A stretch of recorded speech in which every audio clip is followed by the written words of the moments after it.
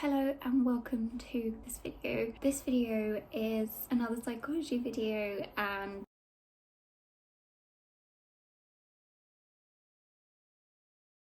today we're focusing on a quite well-known personality test, which you may have already heard of before. The topic of today's Psychology Wednesday video is the MBTI. MBTI is the Myers-Briggs personality test. What is the Myers-Briggs personality test and why is it so popular? What do the personality types mean, and so on? I'm going to be talking about all of that. However, I'm not going to go into all the detail about each personality type because there are a lot of them. So this is just kind of an introduction into what this personality test is, a quick summary of what each personality type means. I am going to be talking about my personality type to see how does this work. Is this accurate? But that's going to be in a different video. Hopefully, if you're watching this on a Wednesday, that should be up on a Sunday. What is the MBTI? In summary, it is a self-report type of questionnaire or test that measures your personality and tells you your personality. So it's not used to diagnose anything. That's why you can fill it out yourself. And really, it's just a personality test to get to know your personality a bit more and to kind of tell you what your personality is if you're interested in that. And this personality test is made up of 16 personalities. It could also be known as the 16 personalities test, which the website is 16 personalities. So there are a lot of personalities because we're all different, we're all unique. There are a lot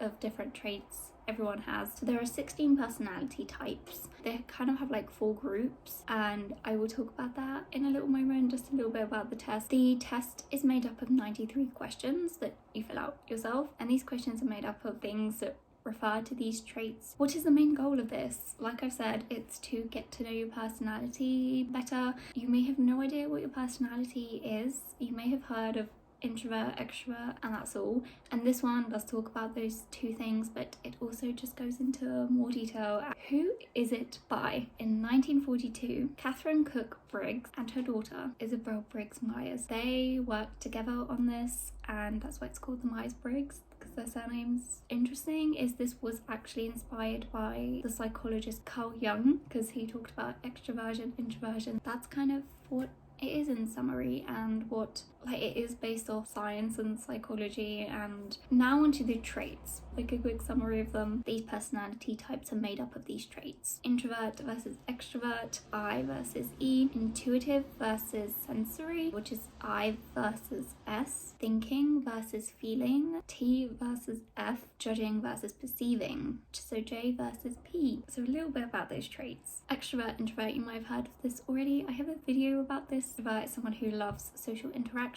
They get their energy from being in social interactions and being around people, and they like to have a big group of friends or be the center of attention. Versus introverts, who are the opposite. They prefer to spend time alone. They recharge by spending time alone, and big social gatherings can be draining for them. Sensing versus intuition focuses on how people gather information from their surroundings and around them. So you have sensing, which is focus on reality, facts and details, and prefer to get experience by doing things. Then you have intuition. Focus here is on patterns and thinking about possible outcomes of situations, thinking about theories, just things that could happen. Then you have the thinking versus feeling. Focus on how people make decisions based on the information that they have gathered or encountered or seen. Thinking is these people are logical when making decisions. They focus more on the facts and objective data. Feeling is they notice people's emotions, consider people and their emotions. These judging versus perceiving, how people just deal with the world. Judging, people prefer structure, and perceiving, they are more open and flexible. Let's go on to the personality types. 16 personalities divided into 4 groups. You can see it on the screen right now what the groups are. The first one is the analysts, and you have 4 personality types. In this one, you have the architect, INTJ, that's the personality type. These are imaginative and strategic thinkers with a plan for everything. Then you have the logician, INTP. These are people who like to know things and they seek knowledge. Then there's the commander, which is the ENTJ. These are strong leaders and they always find a way, or they always make a way. Then you have the debater, which is the ENTP. These are curious thinkers who love an intellectual challenge. Then we have the diplomats. So here there's the advocate, INFJ, quiet and inspiring and tireless idealists. Then there's the mediator, the INFP, kind and altruistic people, always eager to help a good cause. Then the protagonist, ENFJ, inspiring leaders able to mesmerize their listeners. Then you have the campaigner, ENFP, enthusiastic, creative and sociable free spirits who can always find a reason to smile. Then we go into the third group, which is the sentinels. Don't know if I said that right. So here we have a logistician, ISTJ, practical and fact-minded individuals whose reliability cannot be doubted. Then there's the defender, ISFJ, dedicated and warm protectors, always ready to defend their loved ones. Then there's the executive, ESTJ, excellent administrators, so they're good at managing things and people. Then there's the consul, ESFJ. These are caring, social and popular people. They're also always eager to help. And then there's the fourth group, the last group, and it's known as the explorers. You have the virtuoso. This is the ISTP. So these are bold and practical. Then there's the adventurer, ISFP. These are flexible and charming artists who always are ready to explore and experience something new. Then there's the entrepreneur, the ESTP, smart, energetic people who enjoy living on the edge. And then the last one is the entertainer, the ESFP.